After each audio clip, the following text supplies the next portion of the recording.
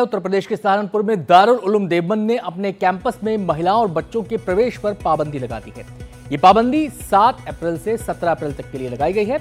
इसके पीछे जो तर्क है वो ये है कि इन दिनों कैंपस में दाखिले के लिए टेस्ट चल रहे हैं। महिलाओं और बच्चों के आने से लोगों का ध्यान भटक सकता है, तो ध्यान ना भटके इसलिए महिलाओं और बच्चों की एंट्री पर रोक यहां पर लगा दी गई है। तो दारुल उलूम में महिलाओं की एंट्री बैन के आदेश के बारे में आपको और जानकारी देते। 17 अप्रैल तक महिलाओं की नो एंट्री है और बता दें बच्चों की एंट्री पर भी 17 अप्रैल तक बैन लगाया गया है। महिलाओं और बच्चों के साथ कैंपस में महिलाओं और बच्चों के कैंपस में ना आने के जो है सख्त निर्देश दिए गए हैं, क्योंकि वहां पर एग्जामिनेशन चल रहा है। महिलाओं की एंट्री पर परीक्षाओं तक रोक लगा दी गई है, क्योंकि कहा जा रहा है कि महिलाओं की एंट्री से जो परीक्षक है उनका ध्यान भटक सकता है। तो ये पूरी जानकारी बता दें आपको क्या है दलील। देवबंद में दाखिले के लिए अभी जो टेस्ट जारी है और टेस्ट के लिए देश भर से छात्र आ रहे हैं, तो क्राउड कंट्रोल के लिए ये फैसला लिया गया है। और साथ ही बताया जा रहा है कि खासकर महिलाओं और बच्चों का ध्यान, जो महिलाएं और बच्चे जो हैं ध्यान भटका सकते हैं, तो इसीलिए उनकी एंट्री को 17 अप्रैल तक के लिए बैन कर दिया गया है।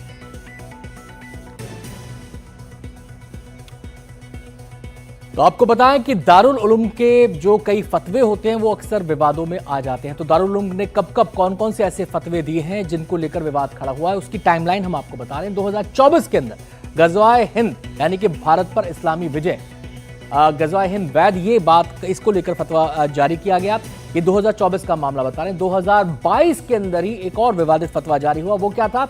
लड़कियां हिजाब के बिना स्कूल ना जाएं, ये एक फतवा जारी हुआ जिसको लेकर काफी हंगामा हुआ था। 2017 में भी आपको बता दें, लंबी फहरिस्त है ऐसे विवादित फतवों की।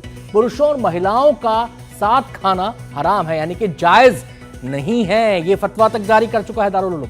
इसके अलावा 2015 की अगर हम बात करें तो सीसीटीवी का इस्तेमाल गैर इस्लामी है, ये फतवा भी जारी हुआ है दारुल उलूम की तरफ से। ऐसे तमाम फतवे हैं जिनको लेकर सवाल अक्सर उठते रहे हैं। 2010 की अगर हम बात करें तो वहां पुरुषों के साथ महिलाएं काम ना करें, यह भी दारुल उलूम की तरफ से फतवा जारी किया गया। तो एक के बाद एक कई ऐसे फतवे सामने आए। 2010 का ही मामला है।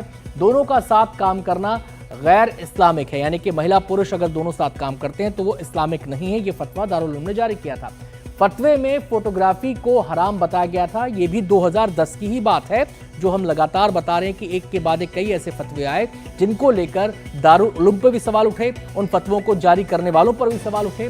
2006 की अगर हम बात करें तो जीवन बीमा शरिया के खिलाफ है। आजकल के माहौल में, युग में हर कोई जीवन बीमा कराता है, लेकिन दारुल उलूम को लगता है कि शरिया के खिलाफ है। और 2006 की अगर हम बात करें तो उसी फतवे के अंदर ये बात कही गई थी कि पॉलिसी से मिलने वाला ब्याज हराम है, ये फतवा दारुल उलूम की तरफ से जारी किया गया। 2006 की अगर हम बात करें तो उसी फतवे में आगे कहा गया कि बीमा अल्लाह की मर्जी के खिलाफ है, बीमा को अल्लाह की मर्जी के खिलाफ बताया गया था। तो एक के बाद एक कई ऐसे फतवे हैं, लंबी इसकी फहरिस्त है। कुछ इंपॉर्टेंट फतवे जिनको लेकर तब भी सवाल उठे थे और तमाम तरह के विवाद हुए थे, वो हमने यहाँ पर आपको बताए हैं।